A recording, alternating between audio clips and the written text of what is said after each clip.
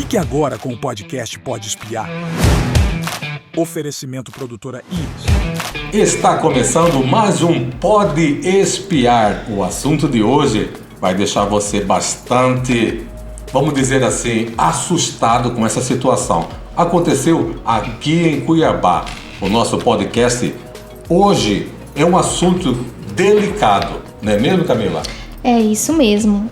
Nossa convidada de hoje é a Débora Sander. Ela é personal trainer e transformou a dor da violência física em voz e coragem.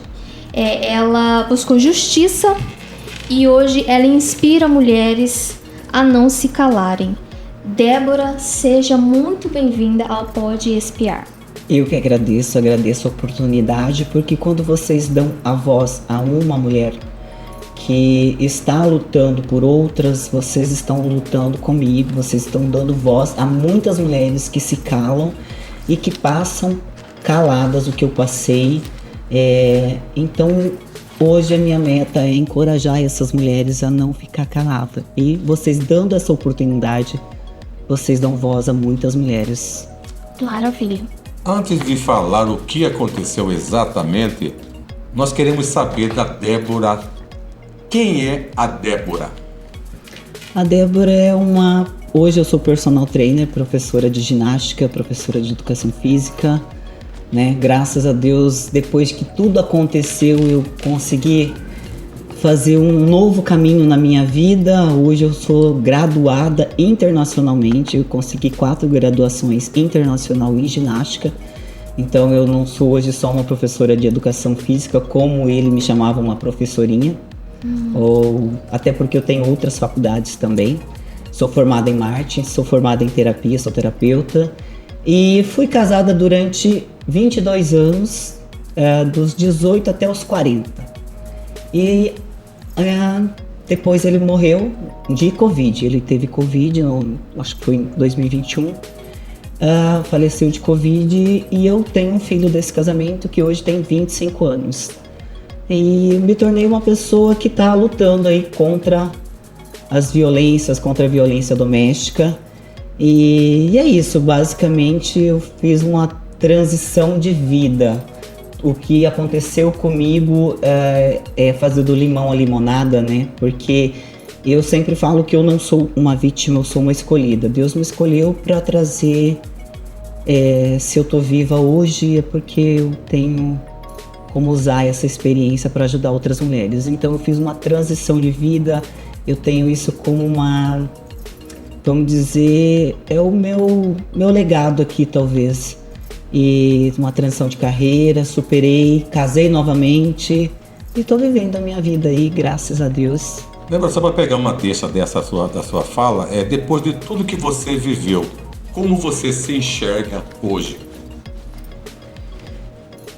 Tudo que eu vivi, eu sempre falo, tudo acontece conforme a vontade de Deus, né? Então, parece que eu tinha, quando eu estava dentro do relacionamento abusivo, dentro das agressões, eu questionava Deus, eu falava, por que você está deixando? O que eu fiz, né? Mas hoje eu entendo que eu precisava passar por isso, porque Ele estava me preparando para fazer justamente isso, como eu me enxergo hoje. Uma lutadora pela causa contra a violência doméstica, contra o feminicídio, que tem números alarmantes. E Deus me usou nesse estado onde é o campeão de feminicídio no Brasil. Muito triste, né? Vamos voltar então para quem ainda não conhece o seu caso. Conta pra gente desde lá do comecinho, como é que vocês se conheceram, quando os primeiros sinais dessa violência que você sofreu. Você disse que não foi só uma, e foram as 5 violências. Então eu gostaria que você contasse a sua história lá de como é que começou até aonde chegou. A história é longa, tem muitas passagens, mas eu vou tentar meio que resumir. Eu falei para vocês que eu fiquei viúva no Covid. E eu sempre falo, e hoje eu uso isso para as mulheres, para começar como um alerta. Vamos começar contando a minha história, alertando para que outras não passem. Eu fiquei viúva, eu tinha uma vida tranquila com meu esposo, afinado esposo, aliás. do nada. Imagina, uma menina de 18 anos, eu só tive a minha vida com ele, normal. E aí, do nada, eu fico viúva. Vem essa pandemia, fiquei viúva. Eu simplesmente caí. E aí eu fiquei com todas as responsabilidades, empresa, empregados, fechar a empresa, fazer muitas coisas. Eu não curei o meu luto. Então foi ali que eu começo a falar, eu tenho a minha culpa. Ou não, mas eu não tive tempo de curar o meu luto. E eu não me curei, eu não busquei psicólogo, eu não busquei ajuda. Eu falei, não, eu sou forte, eu sou Xena guerreira. Dá conta Vou lá, eu sozinha. dou conta, o pai morreu, a mãe vai ficar, e vai sabe, você vai formar.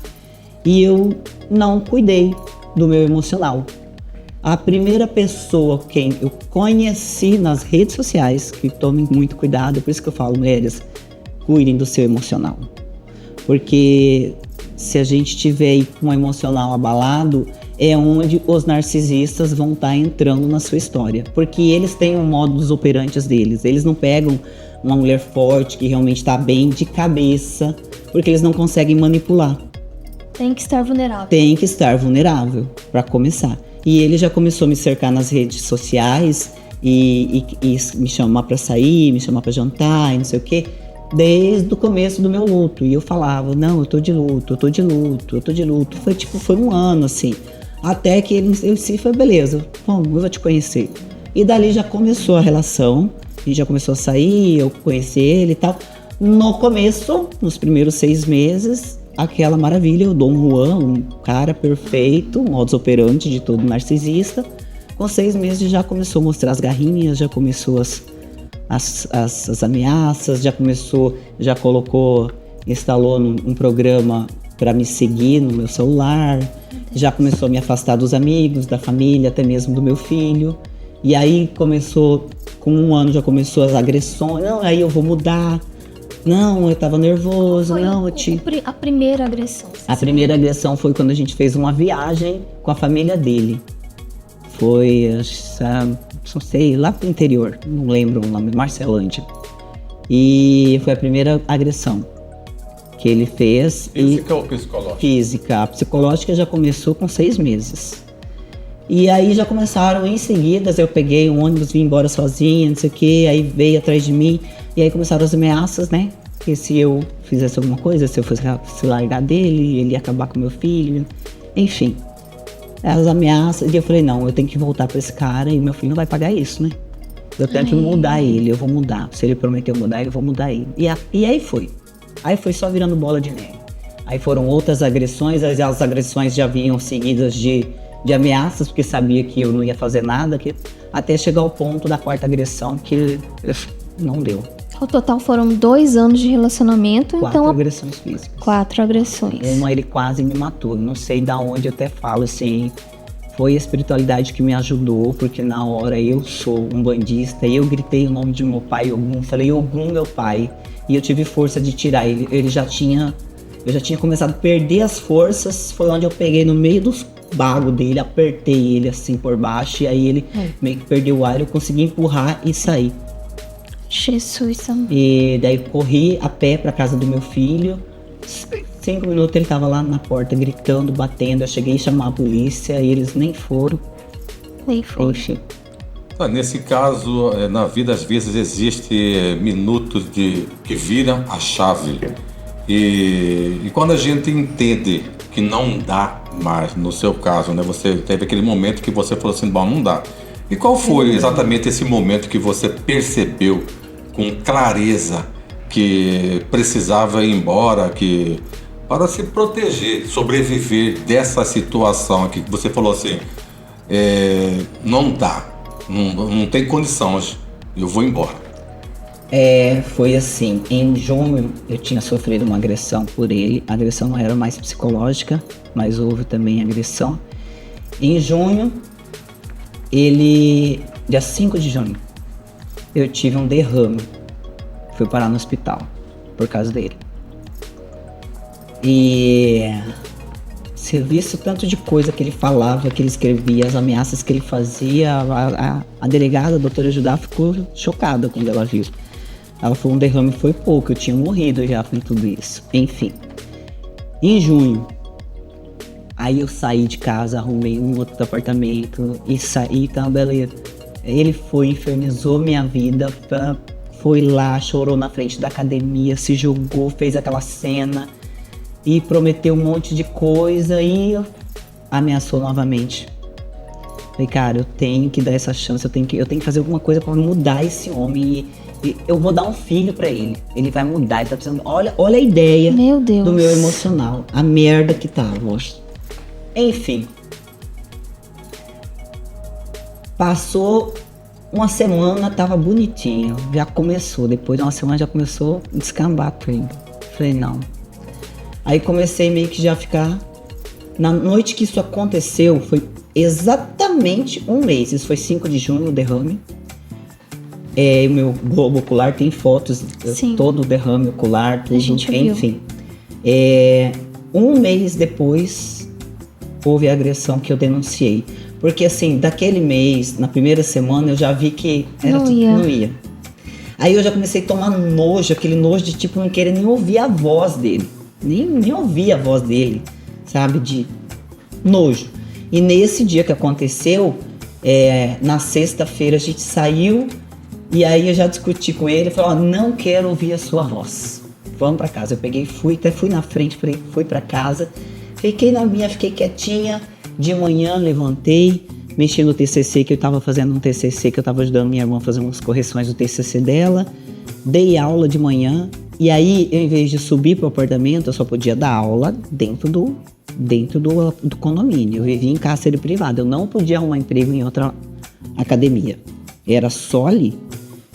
Também é uma das violências. Imagino que seja só para mulheres também. Só. Inclusive hoje eu continuo nessa pegada de só mulheres porque é mais fácil. É mais tranquilo do que os homens são teimosos, eles sabem, né? Aí já é outro. E aí eu fiquei lá e ele já começou a mandar mensagem pra mim, né? O que foi? O que você tá aí? Eu terminei o treino que eu tava dando e fui treinar. Fiquei treinando pra não ter que subir, pra não ter que ver a cara dessa pessoa. E aí ele começou a me mandar mensagem. Cadê você? Não sei o que. Eu falei, tô no condomínio, tô dando aula. Sua aula já acabou faz hora. Eu falei, desce e vai olhar, ué. E fiquei, não dava atenção. Quando era, isso foi 9 da manhã. Quando foi meio-dia, eu subi, peguei 4 latinhas que tinha na geladeira, desci e fui pra piscina, sem falar com ele. Fiquei lá, fui dentro do condomínio, não tô fazendo nada. Aí quando eram umas 2 da tarde, ele me manda mensagem falando um monte de merda. Aí você tá na casa de alguém, e você tá dando pra alguém. Eu falei, meu amigo, desce a bunda do sofá e vai olhar onde eu tô. Você tá achando que tá falando? Beleza. E aí eu tinha combinado com as minhas alunas de descer e fiquei lá com elas, a gente ficou conversando e tal. Aí ele desceu já, ficou lá no outro canto, ficou bebendo, já tomando vodka. E vamos de secar litro de vodka que ele era. Já ficou lá no canto, lá não falou comigo. Quando deu o horário de 3 horas da tarde, eu fiquei lá. Falei, não quero falar com esse homem. Uma hora ele vai dormir, vai me deixar quieto. Enfim, não aconteceu.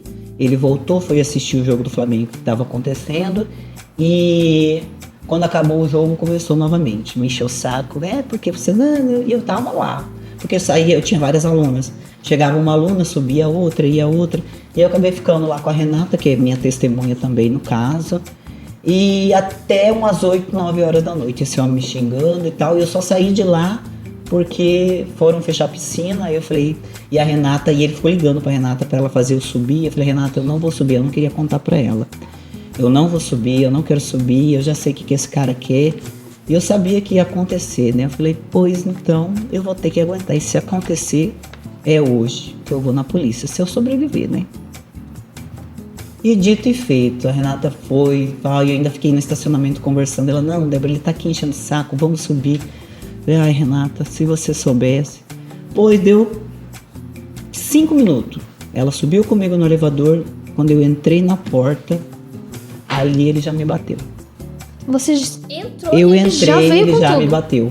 Então, assim, depois, no outro dia, eu senti minhas costelas todas doloridas. E o que eu consigo lembrar é a porta batendo, a mão dele vindo pra cima de mim e eu caída no chão. Então, provavelmente, ou ele me bateu ou ele me chutou onde eu estava machucada aqui nas costelas. E eu tenho uma costela quebrada, ela é muito dolorida. E eu lembro, assim, vagamente de ver os passos dele saindo correndo pela porta. Então ele correu lá embaixo e ficou lá por baixo, para fazer o mesmo flagrante que ele tinha feito da outra, para sair do flagrante. E aí, o que tinha acontecido? Eu peguei o celular para ligar para a polícia. Quem falou que uma pessoa que tinha levado uma pancada na cabeça conseguia lembrar o número da polícia? É tão curtinho, né? Mas nessa não vinha. Mas me vinha na memória uma conversa que eu tinha tido com a delegada onde ele trabalhava.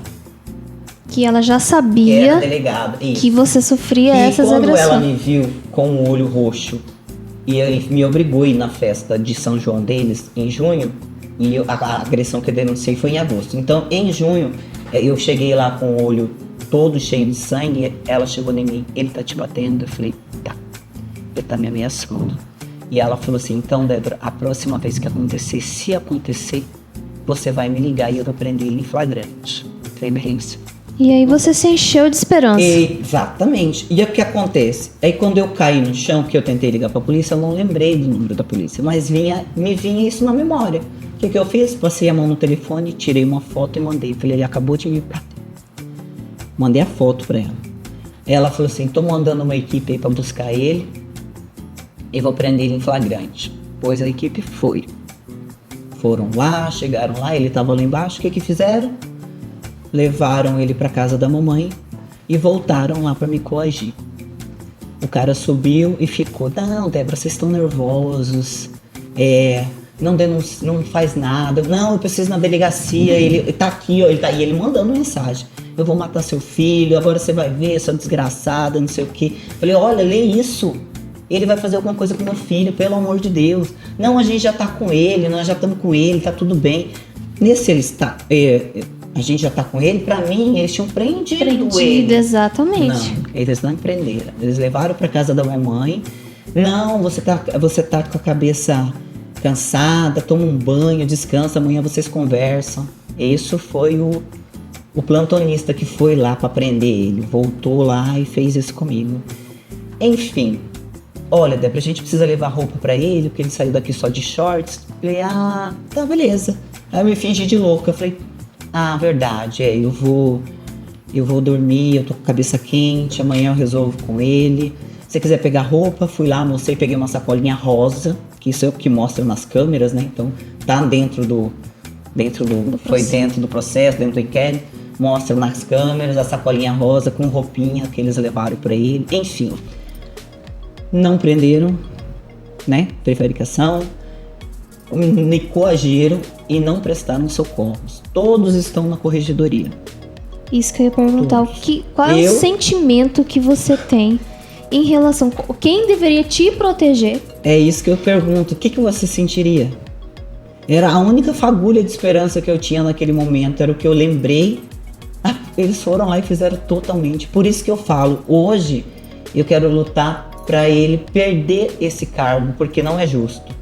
Mas a corregedoria toda, a vida toda, ele tem trocentas corregedorias, nunca foi feito nada. Então, assim, é isso que me deixa mais indignada. Eles se protegem, eles se ajudam, o corporativismo é uma loucura. O que você sabe hoje com relação a essa situação? Ele está recebendo ainda? Está. Isso é uma coisa, assim, que me indigna. Eu tenho até, inclusive, uma reunião aí onde eu quero estar acertando isso, principalmente com a minha advogada, e quero muito cobrar o governador do estado, porque ele tem o poder de parar com o depósito que ele recebe todo mês, que é o salário dele, que ele está recebendo um condenado. Ele está condenado. O máximo que ele pode fazer é o que ele fez aí, que é entrar para diminuir a pena dele. Mas é um condenado com provas robustas. Ele está recebendo, a população está pagando o salário de um condenado, ele está recebendo o salário dele lá dentro. E só quem pode parar com isso agora é o governador. Então, assim, eu quero muito pedir ao governo do estado do Mato Grosso que pare com isso, com essa injustiça, porque ele tem o poder na caneta. Ele pode realmente parar com esse salário que... Eu pergunto para vocês, é legal? Vocês acham legal isso? Um cara que é condenado a 16 anos de prisão, nós estamos pagando o salário dele? Quando ele foi condenado, o que você sentiu? Agora acabou, veio esse sentimento de alívio? Não. Ou sempre é esse medo, esse sentimento de injustiça? Eu tive um pouquinho de alento de justiça, mas um pouquinho. Por quê? Porque cabe recurso, porque as leis... Tem juiz que protege, tem juiz que vai lá, não sei como é que vai ser, ele vai pedir a menoração da pena, eu quero pedir a majoração. O cara pode entrar com recurso falando que tá doente, que tá doido, que tá não sei o quê. Eu vou pra cima, e eu vou pra cima com as mídias. Porque quem prendeu ele foi a mídia, foi a opinião pública, foi quem ficou em cima, foram as reportagens, porque no dia, 3 dias depois que aconteceu, que já tinha saído uma medida protetiva, eu liguei para a delegada dele falou para mim que tinha dado uma licença-prêmio. A mesma coisa, ele ia ficar 3 meses afastado e nós, recebendo, o povo pagando o salário de um agressor. Débora, aí olhando assim para os números da violência Meu Deus contra as mulheres aqui em Mato Grosso, mais de 113% de aumento. As denúncias, no caso, né, no número 180, 47 mulheres vítimas de feminicídio no ano de 2024, por exemplo. Você que viveu isso, quanto esses dados, o que você sente com relação a isso? Você achou que poderia ser mais uma dessas pessoas, mais uma estatística? Várias vezes eu pensei isso. Várias. Essa que eu contei pra vocês, que ele tava me enforcando e eu tirei forças, que eu falo que é espiritualidade, porque eu já tinha apagado. Não sei de onde que me veio essa força. Então eu sou uma sobrevivente. Eu posso falar do outro lado. Eu sobrevivi a um feminicídio, a várias tentativas. Várias vezes eu tentei me matar. Eu ia na sacada, eu morava no 13º no apartamento lá. Eu falava assim, não, cara, o meu filho só vai sobreviver se eu me jogar daqui de cima. Mas ao mesmo tempo eu falava, mas aí meu filho vai ficar sozinho, ele não tem pai. Então assim, a outra ex dele, ela não teve essa oportunidade. Vulgo tirou a própria vida? Será? E a violência psicológica? E quantas mulheres não estão passando por isso? E aí o estado do Mato Grosso é o líder. O que o governo está fazendo para isso? Eu assisti uma entrevista do Piveta, ele estava no lugar do governador, que ele estava viajando. Ele teve, o Piveta, logo ele, gente, ele teve a pachorra, falando sobre agressão de mulheres, logo ele, eu quero frisar isso. Falando que todos os casos no Mato Grosso, quando perguntaram sobre o feminicídio, que todos os casos no Mato Grosso foram resolvidos. Feminicídio não é resolvido, é o cara que matou, é o ex, é o companheiro, é aquele que não aceita. Isso aí não tem que ser resolvido. Nós temos que deixar de juntar corpos no chão. Nós temos que evitar os feminicídios. E o que está sendo feito? Faz uma secretariazinha aqui, faz outra ali. Tentaram fazer uma CPI da mulher com mulheres, foram lá e barraram. Caçaram a assinatura. Por quê? Porque é tudo. Aí, fizeram uma reunião. Eu vi uma foto, a gente gosta de ter um grupo de mulheres defensoras, que a gente até riu, porque, cara, a reunião do governador tinha uns 12 machos, assim. Tudo, só homem. Agora nós vamos fazer um comitê, não sei o quê. Não tinha uma mulher nesse comitê. E aí? Não tinha uma vítima? Não tinha quem passou? Não tinha ninguém. Cadê? Não tem porra nenhuma. Mas cadê? As mulheres continuam morrendo. Continuamos juntando os corpos. Tá tudo resolvido, Piveta. Pelo amor de Deus, nós não queremos resolver casos, a gente quer evitar. Débora, você falou pra mim aqui, pra gente no off, que sofreu. É difícil, né? Se quiser, toma uma água pra... É porque, cara, uma fala dessa me irrita. Me irrita, velho. Como que você quer resolver? Resolver o quê? Feminicídio é o companheiro. Acabou, não tem que resolver. Você disse pra gente que sofreu os 5 tipos de violência e que pode provar. E que provou. Conta pra gente um pouquinho sobre isso. Eu vou falar um pouco lá do outro lado, que estão ouvindo já conversa, né? Do lado dele, que defende ele.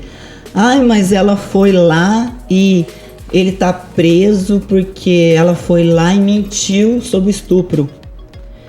Poupe-me, povo. Poupe más línguas. Poupe-me. Vocês estão chamando a justiça de burro? Porque quem pega 16 anos de prisão por todas as violências, inclusive estupro, é porque foi provado, né? É porque tá mais que provado. É porque as provas são robustas. Então essa historinha que ele contou dentro do presídio, que eu já sei, pra não ficar pior pra ele, porque lá dentro os policiais mesmo se defendem, porque ele tá preso num presídio de policiais. Ele não tá no raio, ele não tá no lugar onde ele devia estar. Num lugar onde tem criminoso mesmo. Porque ali é uns criminosos protegidos. Só isso. É a única diferença, que eles se protegem. Lembra, nesse caso aqui, gostaria que você falasse direto com quem está assistindo a gente, né? O que você diria para aquela mulher que hoje está vivendo o que você viveu? Vocês não estão sozinhas. Eu achava que eu estava sozinha. Mas depois que eu tive a coragem de denunciar, aí eu fui amparada por grupos de mulheres que ajudam outras mulheres. E por que eu não sabia desse grupo de mulheres? E por que, inclusive, delegadas, juízas, promotoras, pessoas que têm ONGs, por que elas não podem aparecer? Porque se as ONGs aparecem, se os endereços aparecem, esses malditos vão lá. Os agressores, eles vão aonde a gente está amparando as vítimas.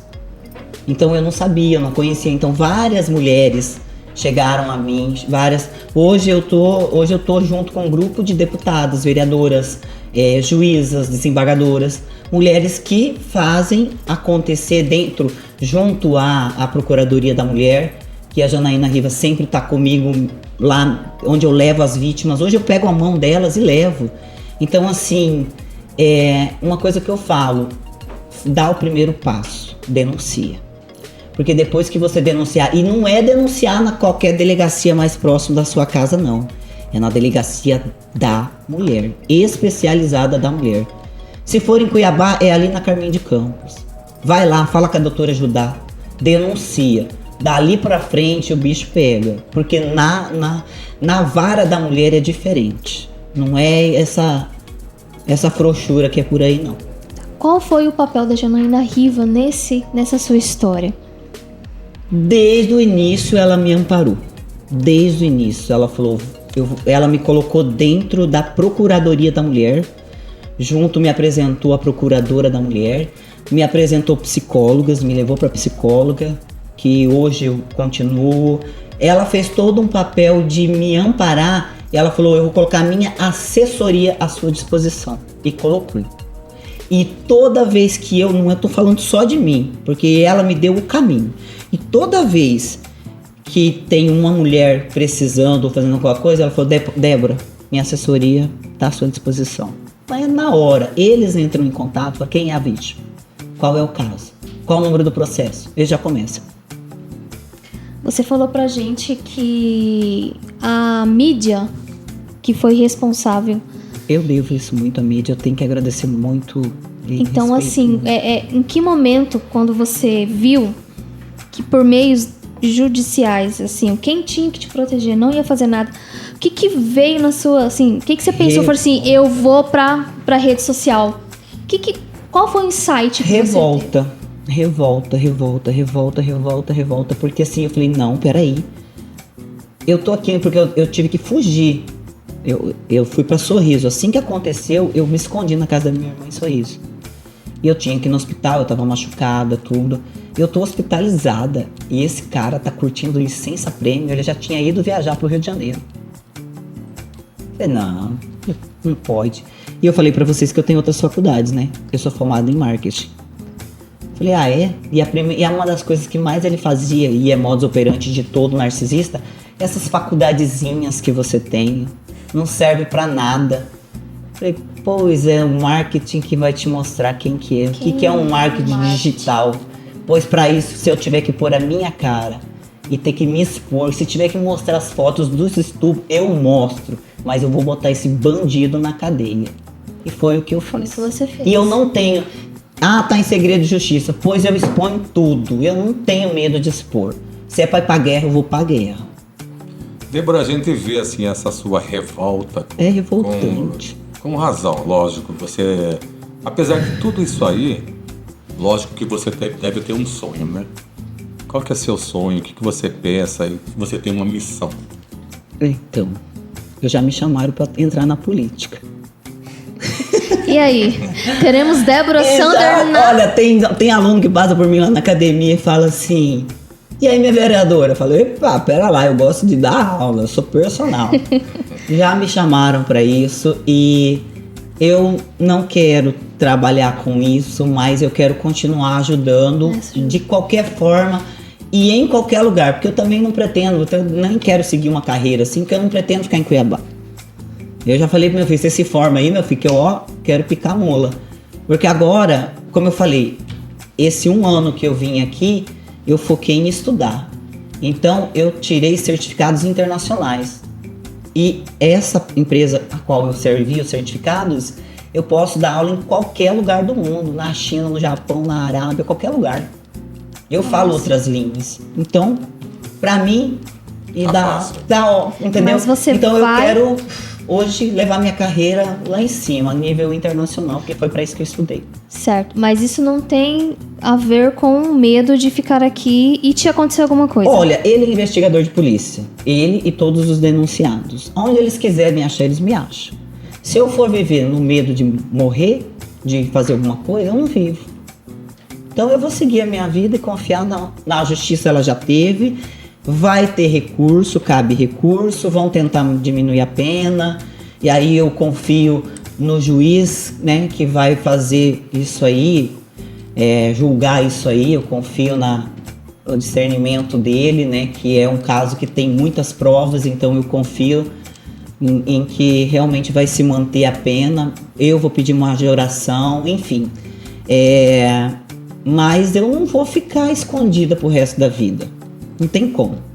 E eu quero continuar levando essa bandeira contra o feminicídio, contra a violência doméstica, Então, porque eu acho que esse é o meu legado. Porque se Deus permitiu que eu sobrevivesse, Ele me ensinou. E eu vou falar para vocês, teve 2 que estavam muito machucadas, mas muito machucadas. Uma ainda não acharam porque o cara tá foragido. Ninguém conseguia falar com ela. Ninguém. Aí uma delegada, uma policial entrou em contato comigo, falou, Débora, tenta você falar com ela. Se você falar com ela, talvez ela denuncie. E aí eu, com calma, chamei ela, falei, eu sou vítima, mandei minhas fotos.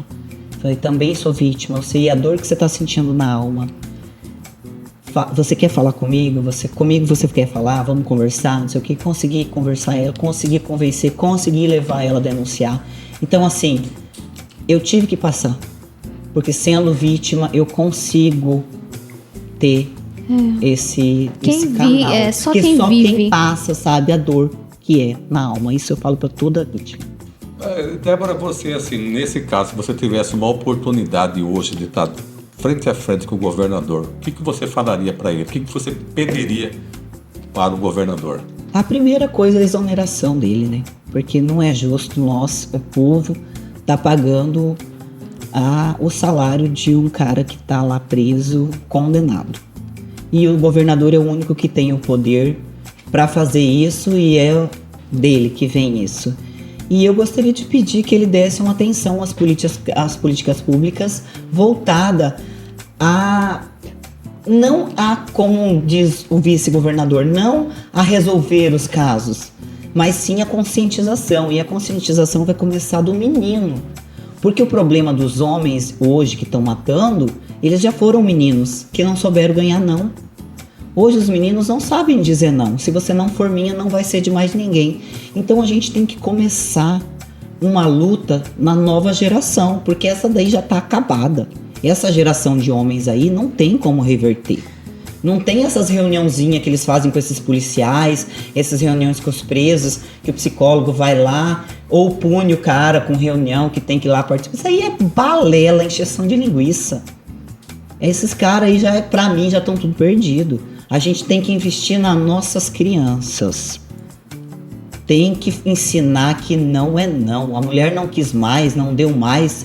Ou é minha ou não é mais de ninguém. Vou matar, acabou. Propriedade. Ninguém né? é propriedade. As nossas crianças têm que... Então eu gostaria que o governador visse com cautela a educação dessas crianças. Não esses marmanjos. Esses aí estão tudo perdidos. Esses aí, para quem levantou a mão, é cadeia.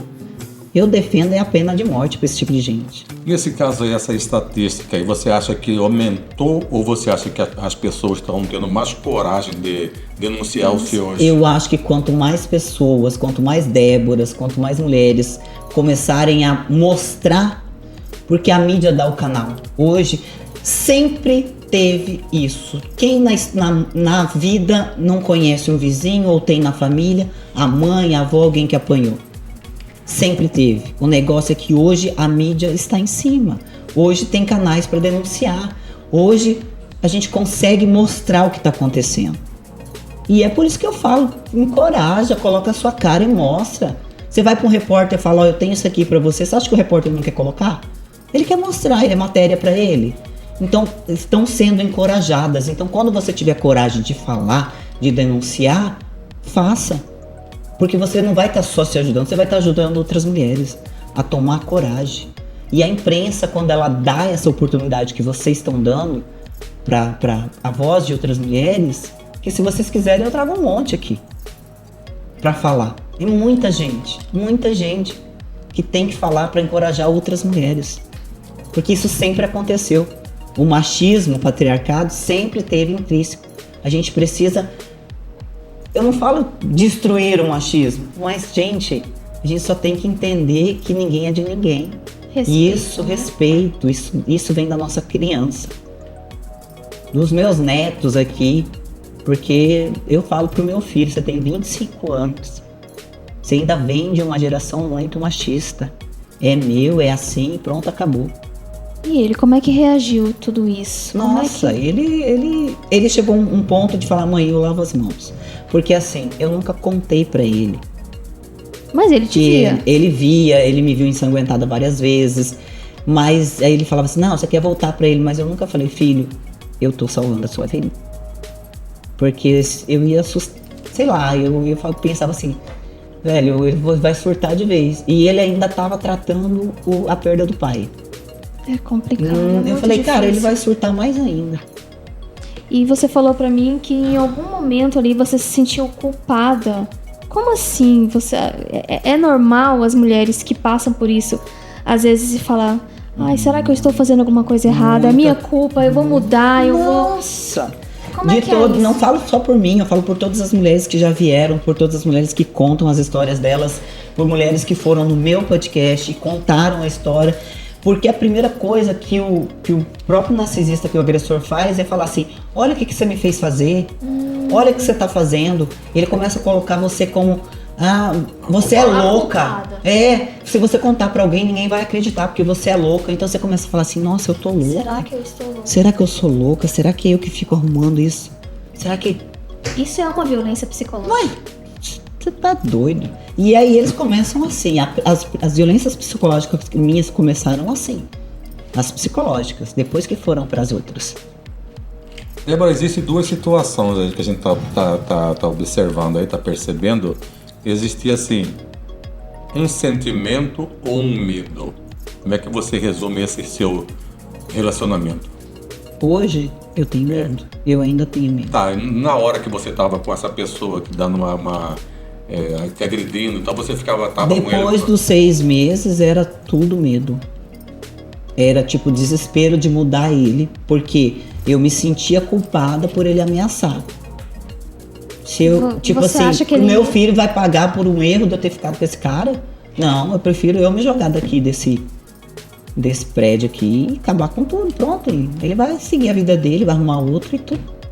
E assim, todos os relacionamentos dele eram dessa mesma forma. Eu tive 3 mulheres que me procuraram no Instagram, 3 que mandaram números de processo na corregedoria. A corregedoria é omissa, não fez nada. Me mandaram os processos da corregedoria. Todas falaram que tinha corregedoria contra ele. Só isso. Porque o policial vai lá e denuncia na corregedoria. Não, gente, tem que ir na delegacia da mulher. Tem que fazer o processo, tem que representar. Senão vocês não vão fazer nada mesmo. E são 3. E uma é minha testemunha. Testemunhou contra ele. Sim. Então, assim, a hora que ele sair, se ele sair de lá, é modus operandi. Ele vai fazer outra vítima. Mas a minha parte fiz. Eu falo, na minha vez ninguém avisou, né? Eu tô avisando. Ele é assim. Se um dia ele sair, ele vai fazer de novo. E você acha Por isso que ele não pode sair. E você acha que se ele sair, ele vem atrás de você? Eu tenho medo. Você Com tem certeza eu tenho medo que ele venha atrás de mim. Eu Passa temo o tempo por que isso. for. Passa o tempo que for. Pra ele deixar a poeira baixar, é tática de qualquer um. Deixa a poeira baixar e depois vem fazer o que ele sempre prometeu, que era matar a mim, meu filho.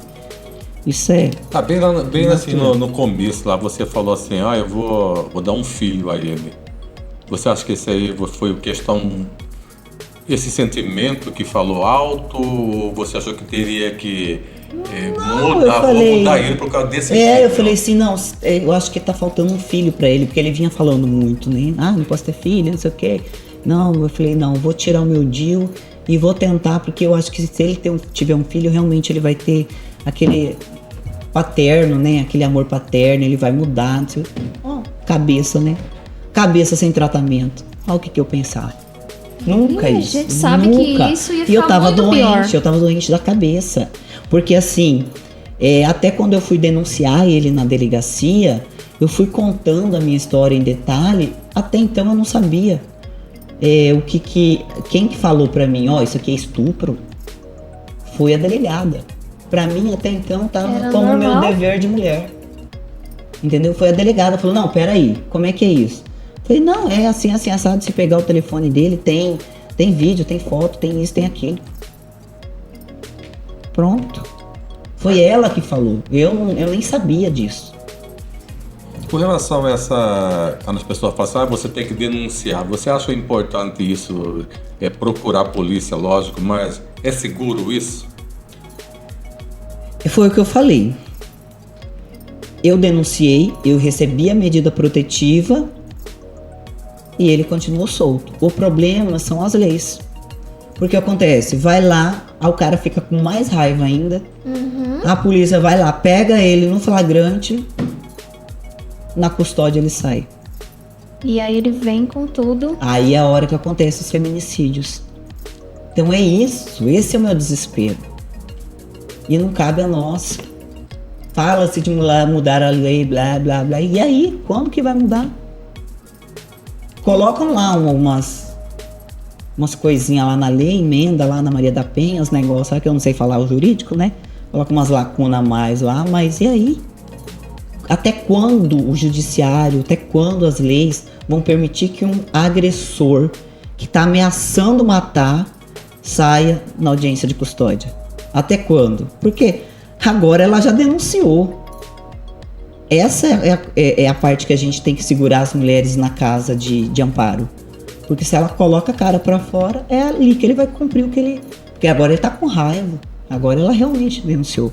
Então é muito... Eu falo, denuncie. Mas e o medo? Denuncie e o amparo que ela vai ter depois. É isso que a gente pede para as políticas públicas mudar. Se a mulher denunciou, ela tem que ter um amparo depois, principalmente um amparo psicológico. Eu tive, como eu te falei, porque a Janaína Riba me colocou lá dentro da procuradoria e a procuradoria me colocou psicólogo. Então, assim, a maioria é pessoas de baixa renda. Essas pessoas, essas mulheres, as maiores, as mortes. Às vezes não tem como elas não sustentar. sabem nem como faz. E o cara volta pra casa. Elas não sabem que elas têm direito e que é na medida protetiva ele não pode entrar na casa. Elas não têm, Então assim, Então, o que acontece? Falta essa política pública de ensinar até as leis. As meninas precisam saber os direitos delas. Os homens precisam entender o que está dentro da Maria da Penha. Ela vai voltar para casa. Ele não pode voltar para casa. Então é muito de ensinar, desde do ego, do não, até as leis. Isso aqui pode, isso aqui não pode, isso aqui tá na lei, isso aqui vai ser preso, isso aqui vai ser... Entendeu? Mas eu acredito que é essa insegurança mesmo que faz com que eu vou fazer, não vai me acontecer nada, então... Exatamente. Muitas mulheres falam pra mim, me procuram, falam, e aí? Tem que acontecer alguma coisa. E essas pessoas assim que te procuram, vamos dizer assim, você já viu um caso assim, você já presenciou aquela mulher totalmente machucada, você falou assim, vamos denunciar. O que elas falam pra você? O que elas dizem? Esse medo que a gente acabou de comentar. Mas e se ele não for? E se ele for? Muitas, nem machucada. Muitos estão machucados ali, mas elas estão na dependência financeira. E o que é pior, o cara já colocou na cabeça dela que ele é rico, que ele tem dinheiro, e que se ela denunciar, no outro dia ele tá solto e ela tá ferrada. Vai tomar os filhos, vai tomar a casa, ela não é nada, ela não é ninguém. Isso machuca uma mulher muito mais que a agressão física. E a agressão física, 2, 3 dias já passou ali, já consertou. O psicológico, a pessoa fica ali, ó, porque como que ela vai denunciar? Se amanhã, se ele é preso, ele sai na custódia porque ele tem um bom advogado, e aí? E aí? Então muitas mulheres não denunciam por causa disso.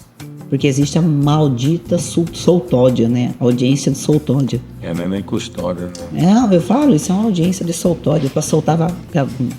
E Débora, conta pra gente, assim, vamos já partir ali pro final do nosso podcast. Como é que o seu trabalho te trouxe de volta? O que o seu trabalho significou nessa sua reconstrução? Porque você se reergueu. Me reerguei. Eu comecei, igual eu falei, né? Eu ficava lá em cárcere privado porque eu sou personal trainer, né? Sou professora de educação física, hoje professora de ginástica. Eu só podia dar aula dentro do condomínio. Então, pós-acontecido, eu tinha fugido para me esconder dele em Sorriso. Eu falei, não, eu vou voltar, eu vou encarar isso de frente. Eu voltei e arrumei um emprego numa academia grande e comecei a dar aula. E isso me trouxe tudo, assim, tipo, a esperança. E neste tempo, eu voltar, foi quando ele foi preso. Quando ele foi preso, eu voltei. E aí... minha advogada falou, olha, ele não vai sair tão cedo, né? A prisão dele foi revertida. E aí eu voltei e falei, vou recomeçar.